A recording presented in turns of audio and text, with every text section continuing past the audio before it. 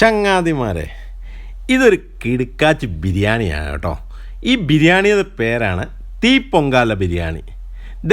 ഇതുപോലെ തീയിട്ട് ചുട്ടെടുക്കുന്നൊരു ബിരിയാണിയാണ് കേട്ടോ. ഇവൻ്റെ മണം ഒരു രക്ഷയില്ല. ദമ്മങ്ങ് പൊട്ടിക്കുമ്പോൾ ഇവൻ ഉണ്ടാക്കുന്നത് എങ്ങനെ നമുക്ക് ആദ്യം നോക്കാം. ആദ്യം ഒരു ചെമ്പിലേക്ക് ആവശ്യത്തിന് എണ്ണ അങ്ങ് ഒഴിച്ചു കൊടുക്കുക. ഇതുപോലെ. എന്നിട്ട് കുറച്ച് നെയ്യും കൂടെ അങ്ങ് മിക്സ് ചെയ്തു. രണ്ടും കൂടെ ചേർത്ത് കഴിയുമ്പോഴേക്ക് അതിന് വേണ്ട മസാലക്കൂട്ടുകളാണ് ഈ അരിഞ്ഞു വെച്ചിരിക്കുന്ന ഈ വക സാധനങ്ങളെല്ലാം. അപ്പോൾ നമുക്ക് ഓരോന്നായിട്ട് ഇടാം. ആദ്യം കുറച്ച് ഓൾ ഗരം മസാലാസ്.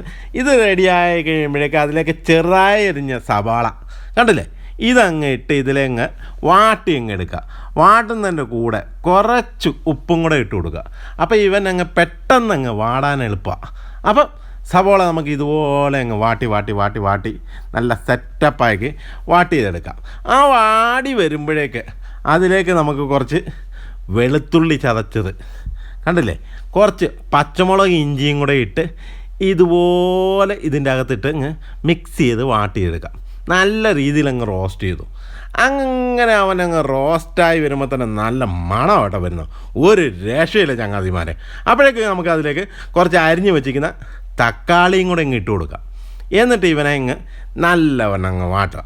നല്ല മുറയ്ക്കങ്ങ് പിടിച്ചോ, ഒരു രക്ഷയും ഉണ്ടാവില്ല. നല്ല രീതിയിൽ അങ്ങ് പിടിച്ചിടുക. ആ സമയത്തൊക്കെയാണ് കുറച്ച് മഞ്ഞപ്പൊടി അതിലേക്ക് മസാലയായിട്ടങ്ങ് ഇട്ടേക്കാം.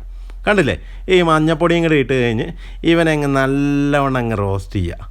ഇപ്പോൾ ഒരു കിടുക്കാച്ചി മണം വരുന്നു കേട്ടോ. ശേഷം അതിലേക്ക് കുറച്ച് മല്ലിയിലയും പുതിനയും കൂടെയൊക്കെ ചോപ്പ് ചെയ്ത് വെച്ചിട്ടുണ്ട്. അതും കൂടെ അതിലേക്ക് ഇട്ടങ്ങ് നല്ലവണ്ണം അങ്ങ് ഉലർത്തി ഇങ്ങെടുക്കുക. നല്ല രീതിയിൽ ഉലർത്തുക. ശേഷം നമ്മളെ പോത്തെ ചെറുതായി അരിഞ്ഞ് ബിരിയാണി പീസാക്കി വെച്ചിരിക്കുന്ന പോത്തും പീസും അതിൻ്റെ അകത്തിട്ട് ഇതുപോലെ അങ്ങ് കുക്ക് ചെയ്യുക. കണ്ടില്ലേ, ഒന്ന് റോസ്റ്റ് ചെയ്തെടുക്കുക. ഇവനെ അങ്ങ് നല്ല രീതിയിൽ അങ്ങ് റോസ്റ്റ് ചെയ്യുക.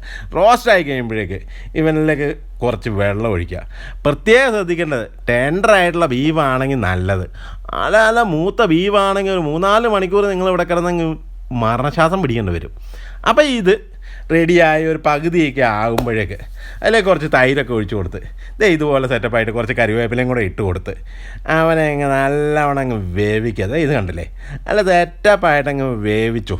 കാരണം അവനങ്ങ് വേവട്ടെ നല്ലവണ്ണം. ഇച്ചിരി സമയം എടുക്കുവേ.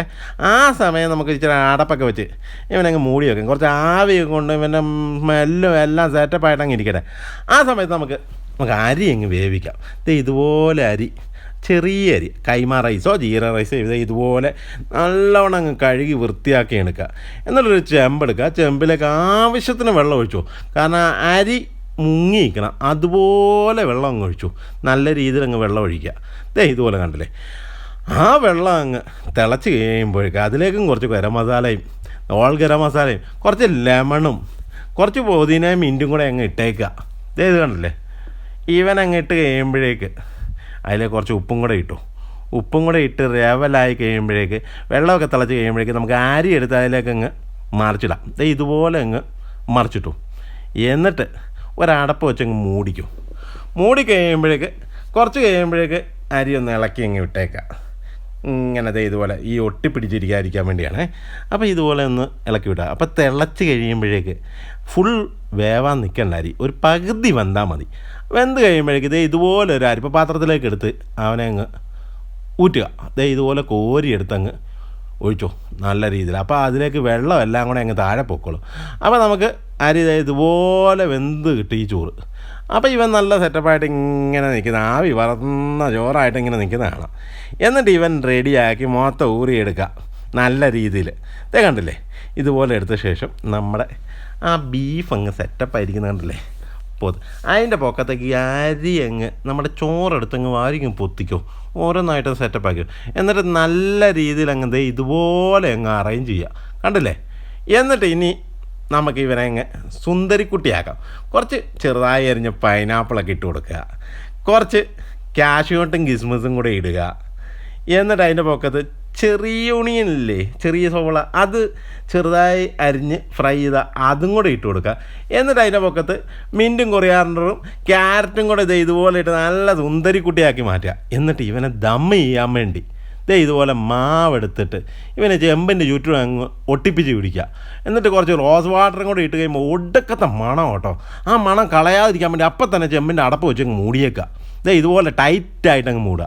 എന്നിട്ട് ഇത് കരി പൊക്കത്ത് കൊണ്ട് കണ്ടല്ലോ, ചൂട് കരി കൊണ്ട് അതിൻ്റെ പൊക്കത്തൊക്കെ ഇടുക. അടി തീ ഉണ്ടാവണം, മറക്കല്ലേ കേട്ടോ, ലൈറ്റായിട്ട്. എന്നിട്ട് ഇതുപോലെ തീ പിടിപ്പിക്കുക. കണ്ടില്ലേ? അപ്പം പൊങ്കാല ബിരിയാണി നമ്മുടെ ഓൾമോസ്റ്റ് റെഡി ആയിക്കാണ്. ചൂടൊക്കെ പറക്കുന്ന ആവി പറക്കുന്ന പൊങ്കാല ബിരിയാണി റെഡി ആയിരിക്കുന്ന കണ്ടില്ലേ ചങ്ങാതിമാരെ? ഒരു രക്ഷയില്ല കേട്ടോ. മണം വന്നിട്ട് കിളി പോവും കേട്ടോ.